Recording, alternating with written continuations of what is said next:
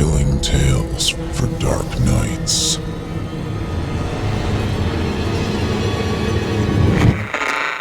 Want to make sure you never miss a Chilling Tales for Dark Nights video again? Be sure to subscribe and hit that bell to turn on notifications.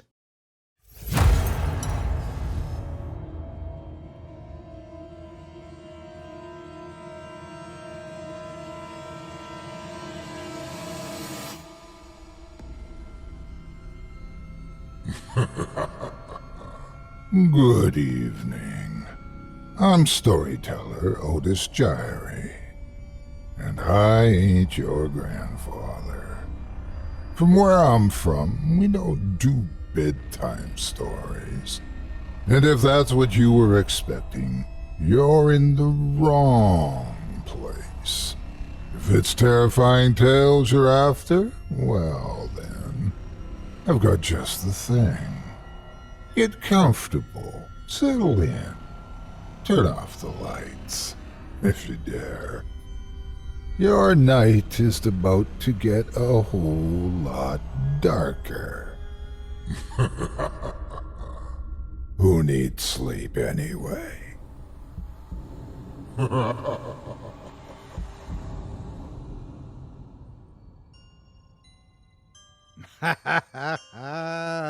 Good evening. You're listening to Scary Stories Told in the Dark. Welcome to Season 6, Episode 15. I'm your host, Otis Jiry. In tonight's episodes, I'll be performing 3 spine-chilling tales for you about unfortunate families, suspect students, and risky rituals. You're listening to the standard edition of tonight's program, which contains the first 2 terrifying tales. If you'd like to show your support and enjoy an extended version of this and other episodes with twice the terror, visit simplyscarypodcast.com and click Patrons in the upper menu to sign up today. Thank you for your support. Now, it's time to take a walk together down the moonlit trail. So, lock your doors, turn your lights down low, and settle in. The show's about to begin.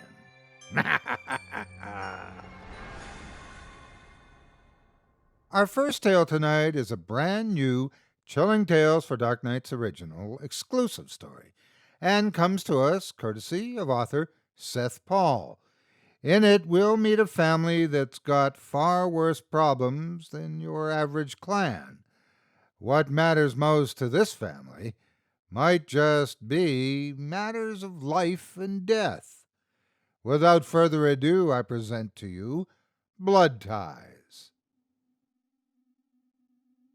The sky was dark, threatening rain, as Ryan got out of the car, slamming the door behind him.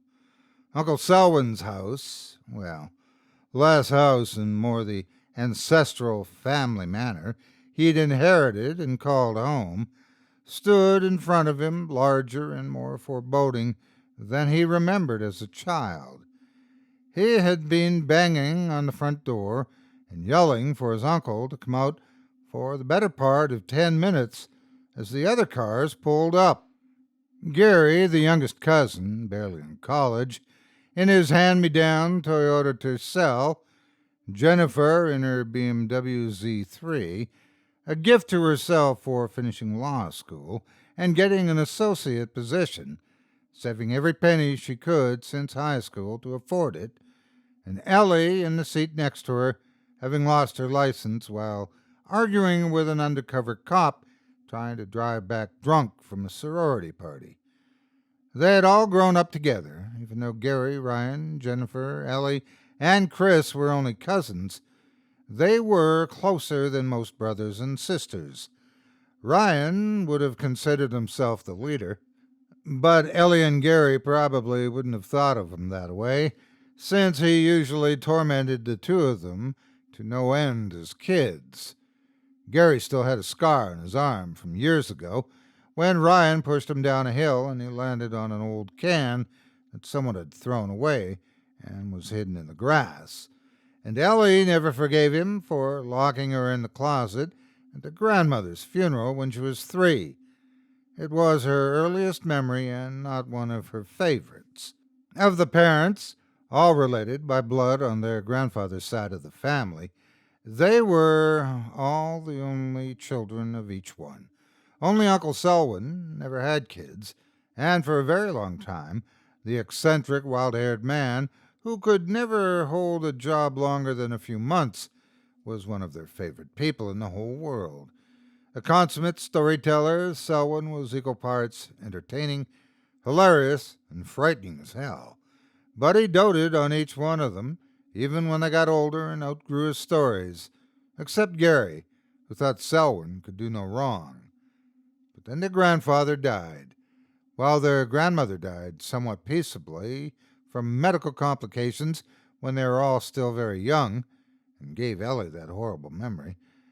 Their grandfather had been with them until Ryan entered middle school. His death was much less peaceable. The mailman, dropping off mail on the front porch, had been the one to hear the sounds coming from the woods behind the house. A machine sound, ragged, clogged with something. He went around the back and saw the shape in the trees, a chipper of some kind, and all the blood everywhere. Uncle Selwyn was different after that. At the funeral, he spoke to no one, sitting toward the back, his wild hair finally showing flecks of gray. He'd been left the old manor house in the will, but he showed no signs of enjoyment or grateful for the honor. Instead, he just grew more uncomfortable, and he mostly retreated from family life. 6 months later, Ryan's father died. He'd been coming home from work when he got a flat tire. At that point, the story became jumbled, as there were no witnesses. Police assumed he'd been hit by a truck and dragged the better part of a mile, but no one ever reported a truck in the area. But there was no mistaking the flat tire, the bloody streak that lay along the roadway, and his mangled, ruined body. It was tragic on many fronts, but the worst was the news that, after months of being underwater, his father had gotten a promotion and couldn't wait to tell his family the good news when he got home. Jennifer's mother had been given a long spa weekend by her firm for a good job well done. She was found in one of the tanning beds. The spa was fined for improper equipment maintenance, but they said that there was no way that the machine glass could break like that, or that broken glass could rip a person apart like that. But there was no other evidence that anything happened. The camera in there wasn't working properly that day, and there was no reason to suspect anyone would or could do that to another person in that short a period of time. All of their parents on their grandfather's side, one by one, all died in freak accidents. They were all different, but the results were the same. Shredded, mangled, horrifically so. All but Uncle Selwyn. He came to Ryan's father's funeral, but then he was never seen. He never called. He never even sent sympathy cards. He simply retreated into that house and didn't come out. The rumors started shortly after. Everyone may have died in an accident, but they all just knew that Uncle Selwyn was involved. He had to be. Why had everything bad happened to his family, and he was left alone? Gary's father was last. His car was upside down at the bottom of a hill, and even though the inside of the car was relatively undamaged, he was torn to shreds. For a few years, that was the end of it, but then, a few days ago, Chris, who worked at the docks unloading cargo from freighters, got word that he was going to be a father for the first time. He left voicemails for all his cousins, except for Ryan, whose voicemail never worked right. It always seemed to come days after they were supposed to.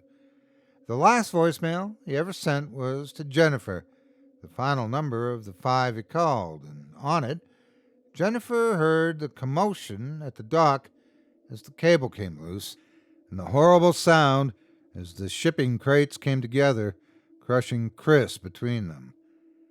The funeral was short, in a closed casket on the recommendation of the funeral home director. Again, no Uncle Selwyn, though no one was surprised anymore. During the funeral, though, Ryan received a call.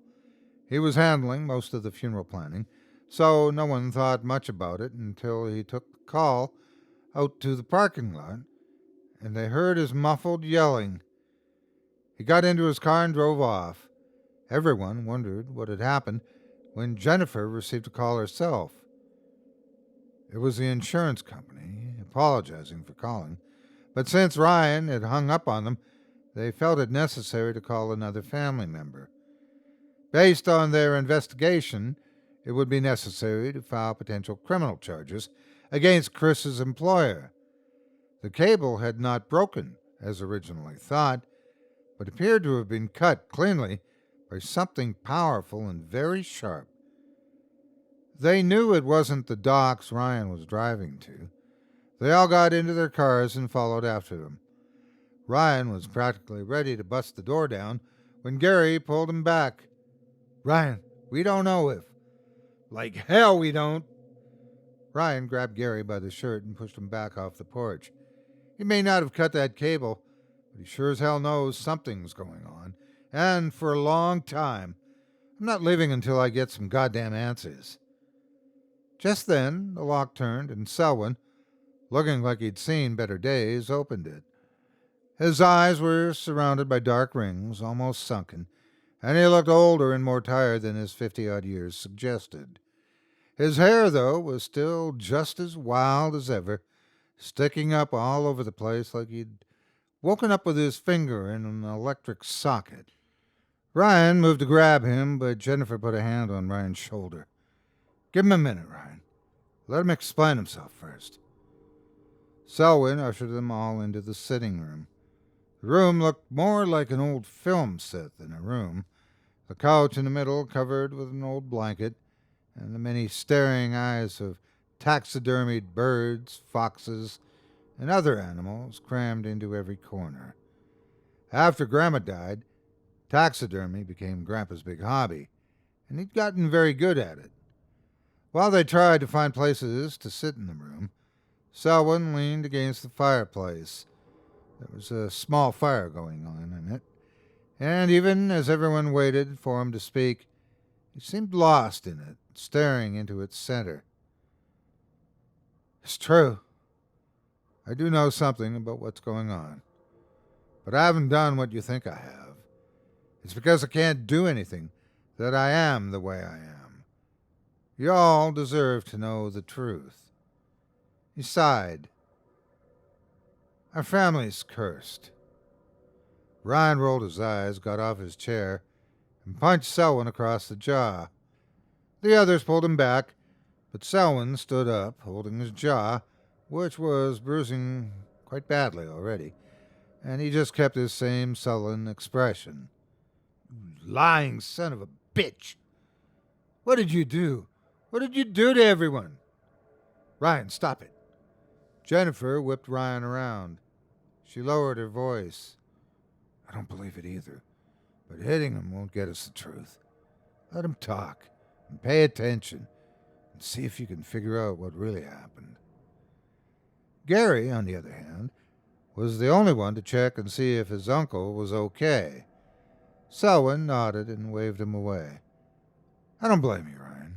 I would have done the same thing as you, if I heard the same thing. But it's true. I wish it wasn't."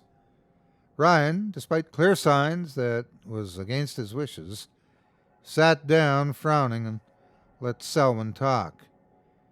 "You hear things growing up, things that sound strange, that the adults only talk about when they think the kids aren't paying attention.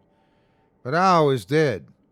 This, with everyone dying like this, it's not new. No one talks about it, but every generation on this side of the family is being wiped out. Not one in 150 years has died of natural causes." Selwyn looked down into the fire. "It all has to do with this house, and my great-grandfather, your great-great-grandfather, and my namesake, Selwyn Meyer. I don't know how much you kids know about your family's history, but he was a legend in real estate. Made a fortune, but sadly for us, it wasn't always honestly earned.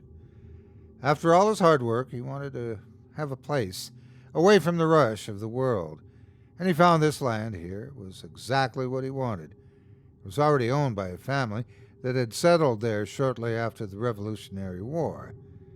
He offered to buy the land, offering less than what it was worth, but the owners refused, said they had an obligation to be there, and their family went back decades and further.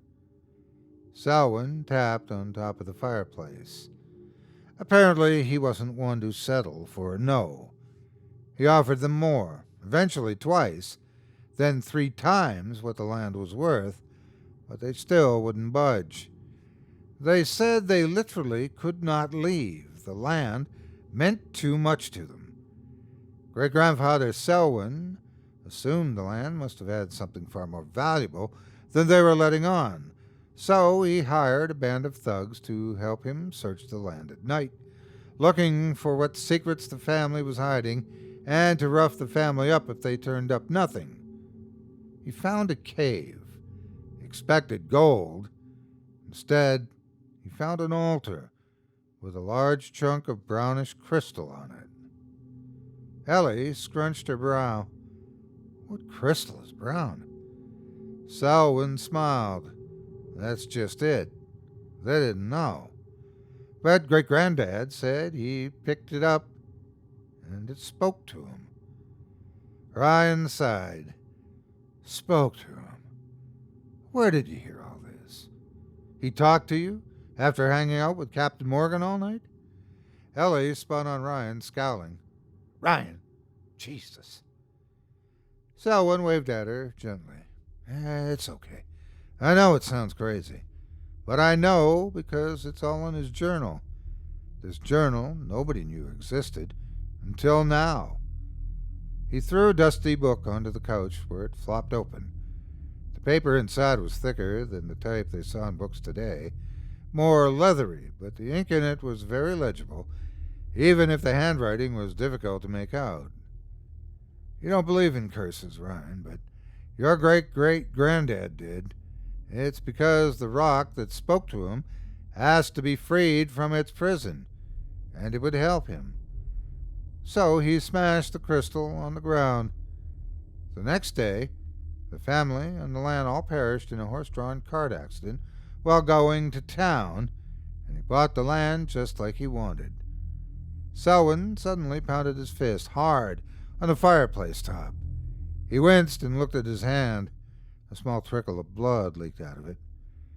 But something happened in the deal. Either he cheated it or it cheated him, but it doesn't really matter which is true. That's when the curse rebounded on our family. This thing from the crystal comes for our family, intending to wipe it out a generation at a time. Maybe that's the reason, deep down, I never had kids. But the thing is, even when they're not yours, some kids just worm their way into your heart. He went over to where he threw the book onto the couch and flipped through the pages, coming to a page with a drawing of what had to be the crystal he mentioned. It looked a lot smaller, cracked in places. There was one fragment of the crystal left. That thing can't stand it, and whoever has it is left alone by the creature. Maybe it's afraid it'll trap it once again. I don't know. But I know it works because I'm the last one of my generation, and my father gave it to me. Gary took the book and began flipping through it. Ryan said nothing but balled his fists again. The day after he gave it to me, that was when the mailman found him lodged halfway in his wood chipper. It must have been waiting, just waiting, for him to give it up. Ryan had enough and stood up. You expect us to buy this crap? And there you turn around and tell us that Grandpa, loved you more than my dad and gave you that? Ellie teared up. If that's true, why didn't you try and protect Mom? Selwyn gulped and teared up. I did try to save them. But you don't believe me now, even after all this has happened. What do you think they thought of me when I tried to warn them? when I didn't even know the truth until I read that journal. The room quieted. That made sense. Who would believe something so insane from lonely old storytelling Uncle Selwyn? But tonight is not a good night. Since you're all here, I was going to tell you I had the crystal and give it to one of you. But I can't choose. You'd have to do it yourself. And Selwyn broke down into tears. The crystal's gone. It wasn't on my bedside table when I woke up this morning. And now you're all here, and that's the worst thing that could happen. Gary, who'd been looking closely at a page in the journal, where there was a rough, almost childish sketch of a lanky figure with long talons and a fiendish face. Why is that, Uncle? Because if it comes tonight for me, none of you are safe either. It could take you all in one night. Even Ryan looked around for a second, half expecting a giant monstrosity to come into the room just then, but nothing did. It was Jennifer that finally made the first move, standing up. Well, thank you for talking to us, Uncle Selwyn. We appreciate it. I think it might be best if we get going. But it's not I think we'll be just fine. She then waved to the rest to follow her out of the room and into the front hall. Ryan glared at her. What are you doing? Jennifer sighed. Look at him, Ryan. Do you really think he would cut a steel cable? He's not a murderer, but he's not well. He needs professional help. He thinks a curse is killing people, and he feels responsible. You heard him talking about that crystal. I don't know all about Grandpa hating him, but wow, wouldn't that mess you up if you got into a big fight with your dad, and the next day he died, and as horribly as that? Everyone shuffled nervously for a moment. It sounded right. Jennifer was always the voice of reason. That's why she'd become such a successful lawyer, after all. Look, we can maybe sit with him for a little while, make sure he doesn't hurt himself, while we wait for someone to come and get him. Does that work for everyone? Everyone nodded except for Gary, who still held the journal. Look, I want to make sure he's okay too, but are we so sure he's wrong? I mean, look at this drawing. It's just... None of this is normal. Other people's families just don't have this happen to them. Jennifer sighed. Gary, come on. What's more likely? That we have a freakishly high number of accidents in our family? Or that some monster is killing them because it got stiffed by our great-great-grandfather? I know he was your favorite, but it's crazy talk. He needs a doctor and proper care. Go back in there. I'm going to make a phone call to some doctors I know, and I don't want him to hear me. They went back inside. Ryan took a few deep breaths to get himself under control, then led Gary and Ellie into the sitting room. Uncle Selwyn wasn't in there. There was another exit from the sitting room that led to a side hallway, but he wasn't down there either, and no one saw him leave. Ellie wandered into the side hall, calling for him, and checking in rooms.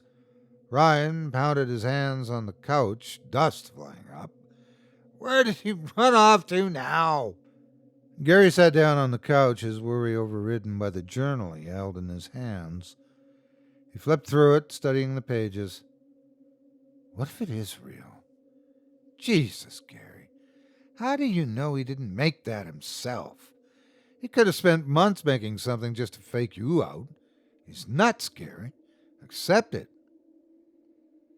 There were footsteps, and Ellie came running back. Hey, guys, there's a really weird room back here. You should come and see it. Gary stood up. I'll get Jennifer. Ryan shook his head. Her muffled voice could still be heard in the front hall, talking to someone. She's busy. We'll go look and tell her later. The three cousins went down the side hall together to what may have been a first-floor bedroom sometime in the past, but had been converted to an office. Newspaper clippings were tacked to the walls, and notebooks filled the two-fold-out table that had been placed in there. The clippings ranged from the obituaries of their parents to much older, dating back decades. Written on each obituary in pen was some method of death, all of which involved mutilation of some sort. Ellie flipped open one of the notebooks. It's all family, going back generations. He must have been studying all the deaths. She pointed at her mother's obituary. He might be crazy, Ryan, but if he is, our family is really, really unlucky. There was a loud crash. In this room, the sound was washed out and could have come from practically anywhere, but in general it appeared to have at least started upstairs. They ran back into the sitting room. Outside, they could still hear muffled conversation. Ryan raised an eyebrow. Geez, didn't you hear that? He pushed the door open. Jennifer was still in the front hall, but not quite how they left her. She lay on the floor near the main staircase, surrounded by bits of railing from where it appeared she had fallen. But more than that, she looked like she had been attacked with a series of very sharp knives. She was barely recognizable, as her face and arms had nearly been flayed away. The muffled conversation that they'd heard through the door was her phone on speakerphone. It seemed to be some kind of spoken word relaxation exercise she had saved to her phone, repeating all is well over and over again. No one moved. Ellie started to sob a little, and Gary kept swallowing, either to prevent himself from throwing up or preparing himself to. Ryan looked on in absolute horror. Just a moment ago, she'd just been fine. They hadn't been gone that long, but somehow she'd gone upstairs and fallen, or was pushed. But the gashes and slicing, that was no accident. Does anyone believe me now that he's crazy? Gary shook his head. No way, Ryan. You saw him. He doesn't have the strength to. To do what? Stab someone who doesn't see it coming? Push somebody over a staircase? Look, he'd do anything to make us believe this stuff. He reached down to grab her phone, but something crunched as he did so, and the phone shut off. Shit. Gary, you got your phone? Crap. I think I left it at the funeral home. Ellie? Mine's in the car, but I rode up with Jennifer, and I'm not digging in her jacket for her. She started to sob. Yeah, that's fine. Gary, mine's in my car, too. He handed Gary his keys. Here, go get it. We need to call somebody. Gary ran out to the car, and Ellie and Ryan went into the sitting room. Ryan grabbed a blanket off of the couch and took it into the front hall, covering Jennifer with it. He heard a thump from upstairs. Quietly, he started up the stairs, looking to see the cause of the noise. But the house was so big it could have been one of several rooms that it came from. He stepped back down, moved quietly to the sitting room, keeping his eyes on the stairs the whole time. He waved to Ellie. Ellie, I think he's upstairs. Go on, get to my car. Tell Gary to start it up. I'll be out in a minute. Ellie nodded, moved past the covered body of Jennifer, and went out to the porch. Ryan heard another thump from upstairs, but turned his attention briefly to Ellie to make sure she was going. His eyes widened. The fog had rolled in, covering the lawn to the point where the cars could not be seen. Except now, Ryan saw a car, his car, tumbling forward, the emergency brake and headlights off, gathering speed. Ellie had no chance. The car smashed into her, crushing part of the porch staircase as well. Ryan screamed and ran out to what remained of the porch. All he could see of Ellie was her hand sticking up under the fender. It wasn't moving. He tried to feel her pulse calling to her. Nothing. He sat up on the porch, looking at the car itself. The door was open on the driver's side. He got up to look. The car stank from all the food wrappers he left in there, and the pile of mail from the past few days that he hadn't bothered to look at was still scattered on the passenger seat. But there was no sign of Gary or his phone. A thought suddenly burned in Ryan's brain. He couldn't believe it, but then he couldn't believe a whole lot else that was going on. Could Gary be helping Uncle Selwyn? Gary was always his favorite, no doubt about that, but maybe he'd gotten caught up in all of this too. He couldn't know for sure, but Ellie was gone, Jennifer was gone, and everyone else was missing. He couldn't take any chances. There was nothing in the car he could use as a weapon, but walking around the house he managed to come across a woodpile, and next to it an old axe. After the chipper accident, it made sense that Selwyn might want to go back to more manual labor. Ryan took it and went through the back door holding the axe ready. The house was so quiet, other than the occasional thump from upstairs. Ryan checked behind everything, just to make sure he wasn't taken by surprise as he made his way back up toward the main staircase. Once he made it to the second floor, Ryan heard another thump and tried to follow it. It seemed to be coming from the second bedroom on the left, the door one of the few that was closed. He slowly and quietly turned the knob. This was Uncle Selwyn's bedroom. It was obvious from how lived-in it was.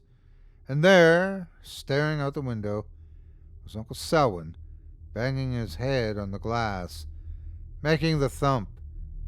He seemed to be in pain, but there was no obvious wound, other than the mark on his hand from earlier. Uncle Selwyn. He raised the axe, ready to swing it if he needed to. You need to come with me. I'm going to take you somewhere where you can get the help you need. Selwyn stopped banging his head. I'm not the one who needs help, Ryan. It's too late for that. He turned to face Ryan. You didn't find the shard, did you? Ryan would have rolled his eyes, but too much had happened in the past 10 minutes for him to feel anything but anger and hatred. There is no shard, you miserable, crazy old bastard. You need help. You need to come with me now. At that, Selwyn smiled. So you still don't believe it, even now. I guess that's good, in a way. Selwyn stepped toward him. As he did so, he seemed to grow taller, thinner. His skin began to melt away. His lips peeled back, revealing long, sharp teeth. Ryan dropped the axe. Sometimes it's good to drop the pretense. I love to feed on hope and happiness before I get to the meat, and when non-believers see me, why, that's when hope is at its strongest. Talons emerged from under the dripping fingernails. Ryan burst into tears and fell on his knees, and then with an ear-rending scream it came at him.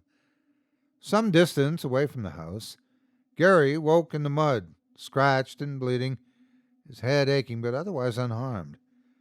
Before waking here, he last remembered being in the car and something pulling him violently out to the side just as he grabbed Ryan's phone. His car was a mess, and Gary had to dig through a pile of mail to find it. In his other hand was one of the envelopes. The envelope had no return address, but Gary recognized the handwriting. It was Uncle Selwyn's. Ryan's phone buzzed. There was a voicemail notification. Gary checked it. It was dated about a week ago. His phone always had that problem, with voicemails coming days after. Gary recognized the number on it. Thankfully, Ryan never locked his phone, so he listened. Hi, Ryan. It's Uncle Selwyn. I know you and I have never gotten along much, but I hope you keep what I sent you the other day. It's important. My dad gave me that the day before he died, and he didn't do it out of love. I never told you this, but your granddad hated me, Ryan. He thought I was lazy, selfish, and had no purpose in life. But we had a fight that day, and he told me that With this, I would know what it was like to watch everything and everyone you loved die. It was right. I held on to this crystal and saw as your parents, my brothers and sisters, all died, and I could do nothing. Or really, I didn't do anything. I was a coward. But I know you're not. You're decisive, Ryan. And that's why I gave this to you. You're strong and you'll know what to do when time is right. Maybe you'll be better at protecting your cousins than I am. There was a sound like a door opening. It's here. I love you guys, and goodbye. There were still a few more seconds left on the call. Just before the voicemail ended, Gary heard the sound of an ear-rending scream.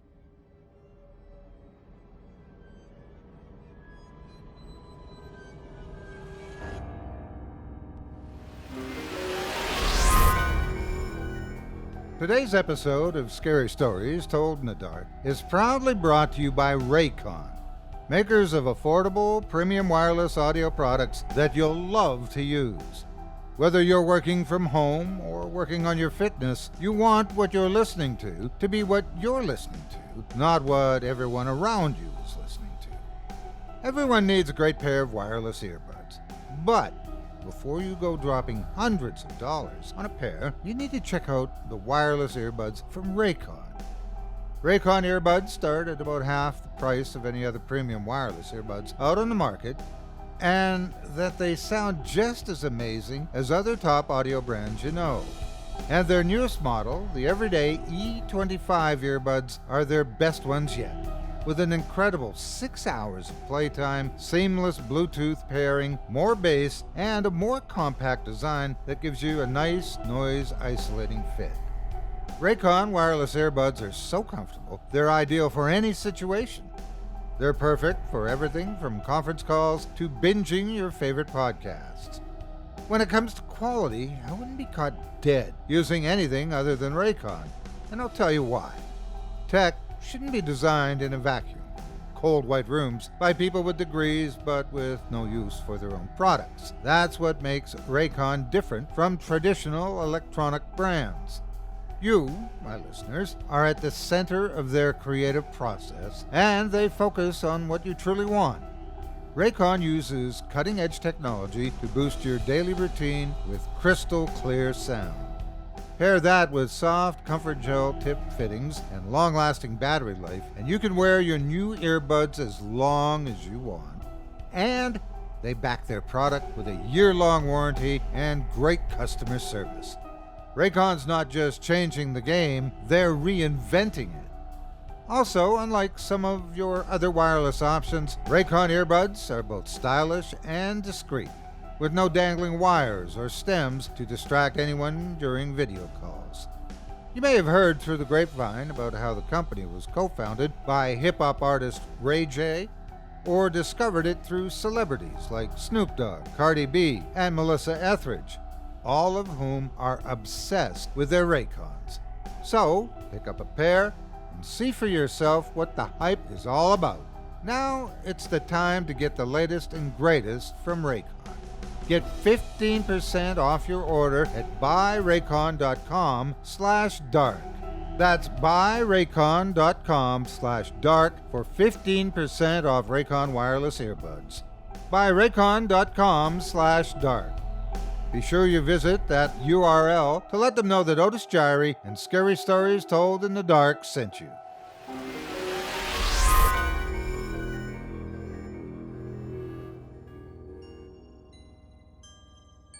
I hope you enjoyed Blood Ties, the latest Chilling Tales for Dark Nights exclusive talent from author Seth Paul.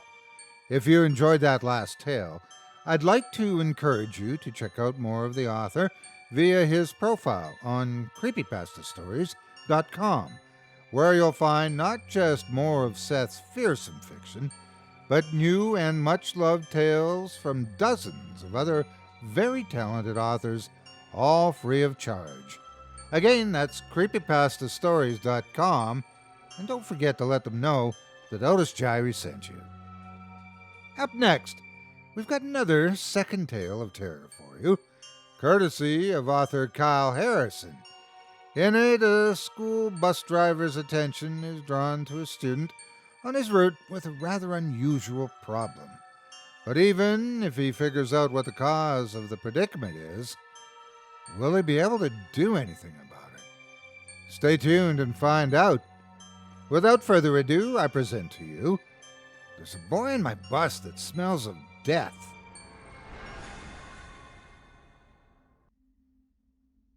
I've been doing this for many years. Sure, I've changed schools a couple of times, had even moved states to help with my wife's elderly parents. But I've always viewed the kids on my bus as an extension of my family. At the beginning of the school year, I prepare a welcome bag for them, something simple like a box of crayons and pencils for the kindergartners, and maybe a few notebooks for the upper grades. They always enjoy every minute of my bus because I take the time to really and truly get to know each of them. I keep a record of their names, try to associate it with something like favorite food or song, and then memorize those details. I know this probably seems like a lot of work when I'm only getting paid a measly $13 an hour, but it matters to me. Sometimes these kids are all alone and come from bad homes. It's my job, as part of the educational system, to provide them with a safe place, even if it's only for an hour coming and going. I think the kids that have the roughest time adjusting to school are the ones that come in late, with zero friends and no clue as to what's happening. I try to help out as much as I can. That was my intention when my boss gave me a new rider on March 30th this year. It was only a few blocks away from one of my other spots, and according to the paperwork, the kid was 6 years old and named Jack Calford. The file also said he had 2 siblings, but neither of them was old enough to ride, and that his mom's name was Samantha, and she'd recently separated. That told me already that this kid was probably going to have a tough time. I lost my dad at that age, and it's never been easy to connect to anyone. Had it not been for a few strong male figures in my life, I probably wouldn't have had anyone to consider a father. So that next Monday morning, I went the extra mile to get ready to meet Jack. I got 2 sets of crayons, pencils, some staplers and glue, and even a backpack with wheels. I drove up to pick him up around 7:15, the time we'd arranged with the mom, and got my first look at his house. A few of the other kids were already making a few remarks because of the dirty, unclean nature of the yard, but I guessed that the mom probably didn't have many choices when it came time to find housing. I've always been the kind to give people the benefit of the doubt. I put my air brake on, and the flashing lights told them I was outside. As I opened the door, I smelled this strange, distant odor. Couldn't quite put my finger on it at first, but it was very distinct. I think it reminded me of something I found under my house once, like old mold. But Jack never came out, and I knew I couldn't wait, so I drove away. The other kids jeered, and I had to focus on settling them down the rest of the ride to the elementary, as I thought about Jack and his current home conditions. I wanted to know for sure he was okay. Jack didn't show up to get on the afternoon ride either, and I asked my boss if I'd gotten the address wrong. You know how it is. Parents never remember the first time they try to get their kids out to the bus on time. Well, I couldn't argue with that, so the next day I decided to wait for a few extra minutes to make sure Jack could make it on the bus. Again, when I opened the door, I smelled a repugnant odor, and I felt my mouth starting to go dry. A few of the kids that I had already picked up were starting to complain, so I honked the horn. Jack's mom waved at the window, and I smiled, glad to finally make some progress. A few seconds later, the door to their house opened, and I saw Jack step out. I've seen a lot of kids come from bad situations, but the way this boy was dressed just hurt my heart. It was clear that the mom couldn't afford to get him clean pants, or even a shirt that was the right size, And as I got closer to the bus door, I saw that his face was dirty, and that odor I detected earlier seemed to follow him as he got on the bus. It took me a moment to refrain from being repulsed by the smell.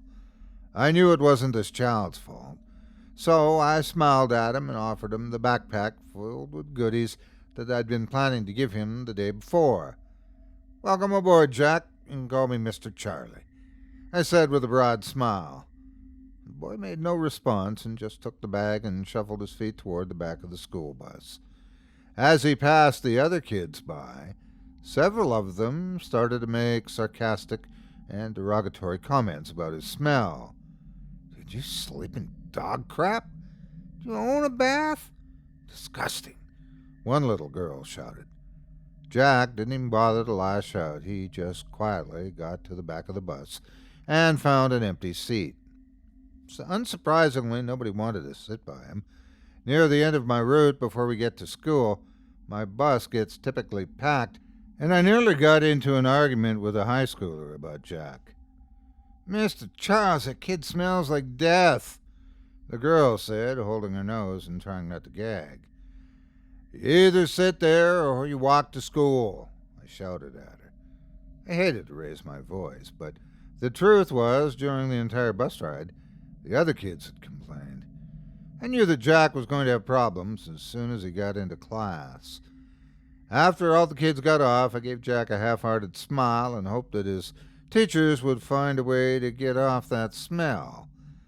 I didn't want to jump to conclusions, but I couldn't imagine that his mother wanted him to go to school smelling like this.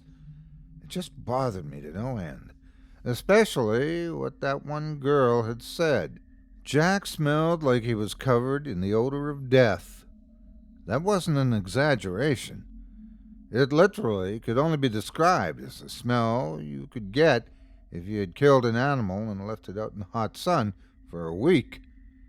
And it made me so sad to imagine that poor kid having to be bullied and taunted all day because of that smell. Not to my surprise, that afternoon I found out Jack's teacher had made him go home early because too many kids had complained about the smell. I don't think we can let this kid ride on the bus until his mom takes him to a doctor and figures out why he stinks so much, my boss said. That just rubbed me the wrong way even more. It's not their fault. Larry, if you saw this house, you'd understand. These people are poor. They need some help, I told him. Maybe so, but that isn't our problem. We have about 50 other kids to take care of on that route, and we can't be busy worrying about just one. The school will handle it from here, my boss told me.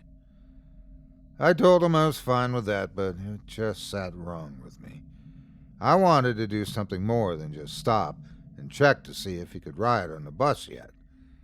Maybe it wasn't my place to do any of this, but my heart just went out to the kid.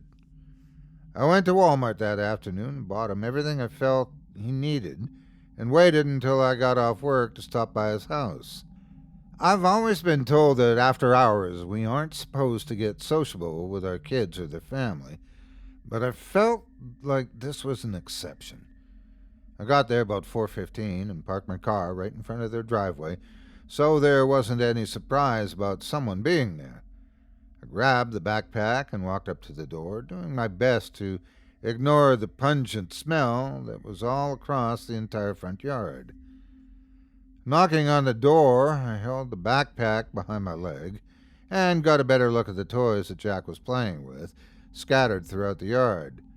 There were dolls with their heads bitten off as though the boy had been chewing on them, mismatched Lego sets that didn't seem to have any particular pattern, and action figures that reminded me of those messed up toys from the first Pixar film. All of it told me a troubling story about how Jack's home life was going. Was that the reason for the smell? His mother appeared at the door a moment later, her eyes filled with questions and surprise at seeing me. Who are you?" she asked. Ma'am, I don't mean to bother, but I work with the school. I'm your son's school bus driver. I told her as I briefly glanced inside their home. The mess that was covering the yard easily spread into the first living area. Was it so bad that they couldn't clean up after themselves? I didn't want to judge, so instead I showed her the gifts that I'd brought for Jack. I know that you want to give your child a good education, and all of us at the school are worried about him. This is my way of pitching in to help, I said, offering the backpack to her. Her eyes welled up with tears, and I wasn't sure if she was going to have a breakdown or shout in my face. Sometimes it was impossible to be sure how a parent would react. I can't accept this, she finally said. That was not the response I was expecting. Before I even knew how to reply, she closed her door hastily, and I was standing on the trash-covered front step of her house alone. I sighed, figuring that she must have had her reasons, and left the bag with the clothes at the side of her door. I didn't mean to embarrass her, but now my main concern was for the welfare of her child. The next day, Jack rode. It seemed like his mom had overcome her apprehension attitude because he was wearing the clothes I'd bought. They fit him almost perfectly. Walking out to the bus, I saw he seemed happier than before, and I thought maybe this was the start of a new chapter for him. That changed, though, when I opened the door to let him on the bus. That same foul smell covered him like a stench despite the new clothes, and this time I found myself doing my best to avoid throwing up. It was that bad. Didn't you take a shower? A girl on the front seat asked. Jack glared at her, seemingly embarrassed that his new clothes weren't hiding his smell, and then tossed his backpack down and ran back inside his house. Some of the kids giggled, and it took all my self-control not to yell for them to quiet. But I knew one thing for certain. Jack wouldn't be going back to school until that smell was off his body permanently. I don't know why I felt obliged to reach out and help. Maybe because I was already so invested in him. Maybe because he reminded me of myself. But that afternoon I stopped by their house again with a new goal. It occurred to me that maybe his mother couldn't afford clean water. I want to extend my house to you and your son, I told her. I knew that being older, she wouldn't consider my intentions to be anything except friendly. But she still declined. I know you've been so kind to Jack, but you just need to stop. I don't want anything bad to happen to you, she said. That thought made a little sense to me, as I couldn't fathom how helping Jack out would harm me. And the way she acted bothered me. Was she scared of her son? Couldn't be that. I felt like she was hiding something. She had turned away help from me and the school time and time again, and I couldn't grasp why that was. So I did something I've never had to do in my career, and I contacted CPS.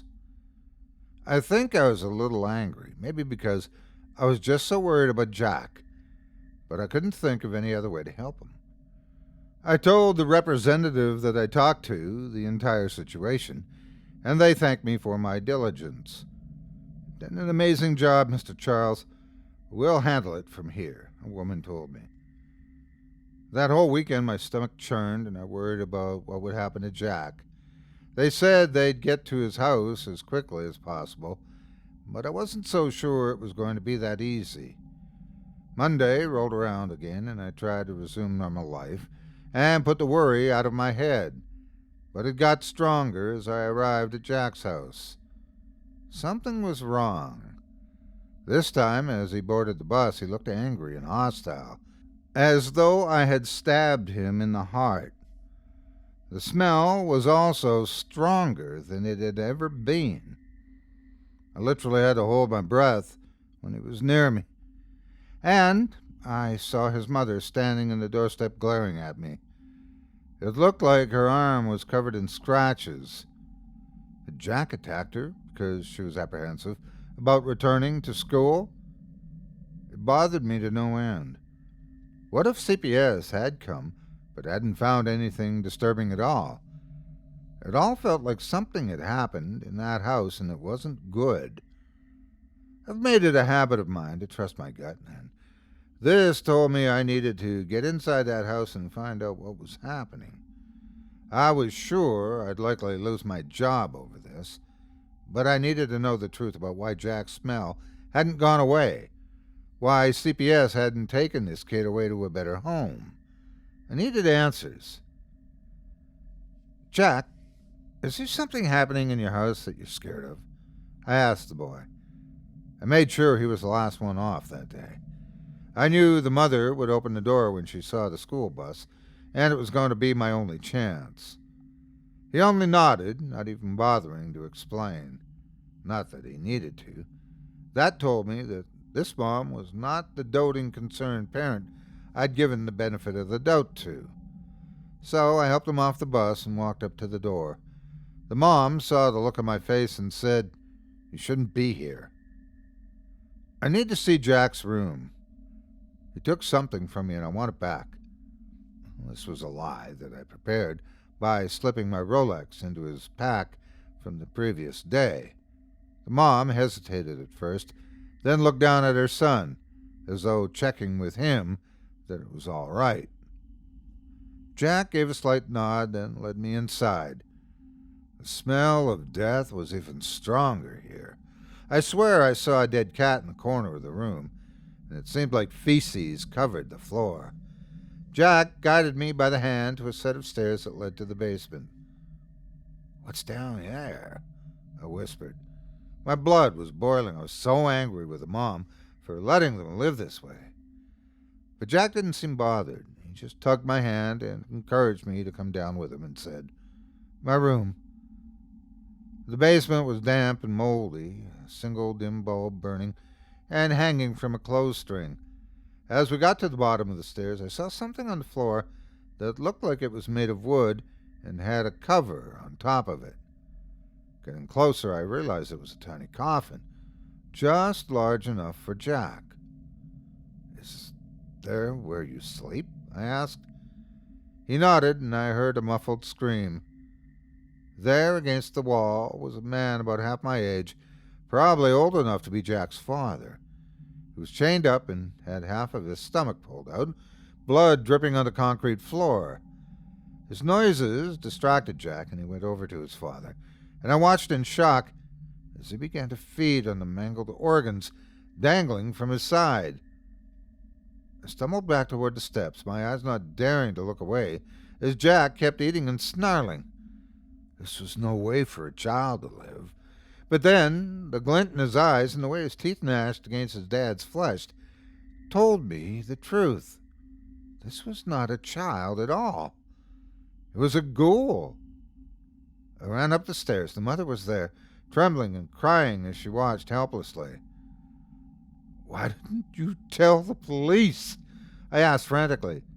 She covered her mouth as she watched her son keep feeding. "Have you ever had children, Mr. Charles?" I ran from the house and toward the bus. I got back to work as quickly as possible, and when I shut the bus down, I held my breath for a few moments and counted to 10. Then I realized I'd left Jack's backpack on the bus again. The stench of death was still coming from it.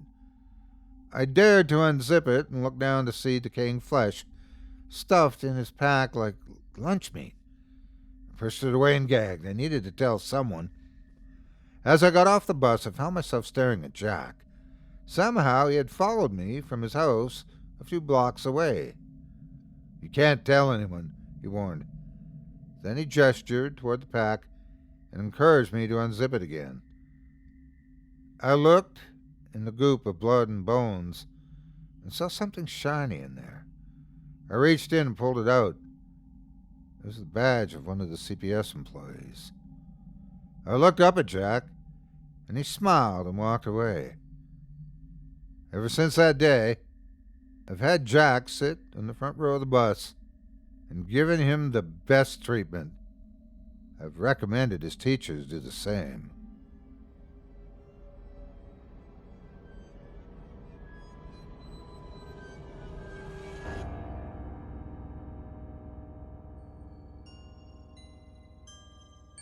I hope you enjoyed There's a Boy on My Bus That Smells of Death by author Kyle Harrison. I'd like to personally thank you for joining me for this episode of Scary Stories Told in the Dark.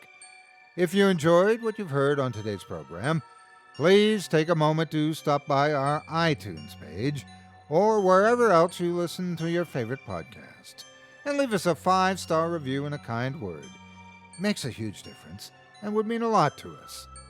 If you'd like to hear a premium extended edition of tonight's and all our other episodes featuring Twice the Terror, visit simplyscarypodcast.com today and click the Patrons link in the menu at the top of the screen. You'll find yourself at chillingtalesfordarknights.com, where you can purchase season passes for this podcast and our other quality storytelling programs, or become a patron for as little as $5 per month and get access to our entire audio archive dating back to 2012, all of it ad-free. If you happen to use Facebook, Twitter, Instagram, or YouTube, you can follow and subscribe to Chilling Tales for Dark Nights there, where you'll get all of our latest updates and new releases and have the chance to interact with us each and every week. You can subscribe to me on YouTube as well at the Otis Jiry channel, where you'll find releases of my series, Horror Storytime, dating back to 2014. And you can find me on Facebook, Twitter, and Instagram too. Just search for Otis Jiry. Until next week, stay spooky and get some sleep, if you can.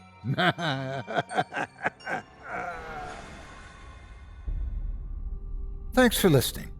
You've been listening to Scary Stories Told in the Dark, a production of Chilling Entertainment and the creative team at Chilling Tales for Dark Nights, and a proud member of the Simply Scary Podcasts network. Visit simplyscarypodcast.com today to learn more about our network and our other amazing storytelling programs. Tonight's program was hosted and its featured stories performed by yours truly, Otis Jiry. Selected stories have been adapted with the kind permission of their respective authors. Original music provided by Luke Hodgkinson and Jesse Cornett. Sound design and final mixing and mastering provided by executive producer and director Craig Groshek. Program's artwork and logo by David Romero. If you're looking for some fresh tales on a daily basis while waiting for the next podcast, check out my YouTube channel, the Otis Jiry channel, and my extensive collection of narrated tales there. Simply search on YouTube by my name and you'll find me. And don't forget to subscribe and press the bell notification icon to get my latest releases. Got a scary tale of your own that you'd like performed? I take submissions. Email it to me today at otis@simplyscarypodcast.com to have your terrifying tome considered for production in a future episode of this show. That's otis@simplyscarypodcast.com. If you've enjoyed what you heard on tonight's program and are joining us on your favorite podcast app, subscribe to us to be sure you never miss an episode, and leave a 5-star review and a comment. Your feedback means a lot to me. You can also follow Chilling Tales for Dark Nights and yours truly on Facebook to connect anytime and get the latest updates on this and other programs and my channel. If you're listening on the Chilling Tales for Dark Nights YouTube channel, do us a favor and hit the subscribe button and the bell notification icon for ctfdn as well to get more spooky tales from me and the crew and another episode of this program each and every Wednesday. And don't forget to hit that thumbs up button to tell us how we're doing and leave a kind word or a request. And don't forget to visit us at chillingtalesfordarknights.com and consider supporting the team by becoming a patron. In addition to helping us out, you'll get exclusive access to our audio archive and ad-free downloads of all your favorite stories, including those you've heard on this program. As for me, I'll be back next Wednesday with more terrifying tales to keep you up all night. But that's all right. Who needs sleep anyway?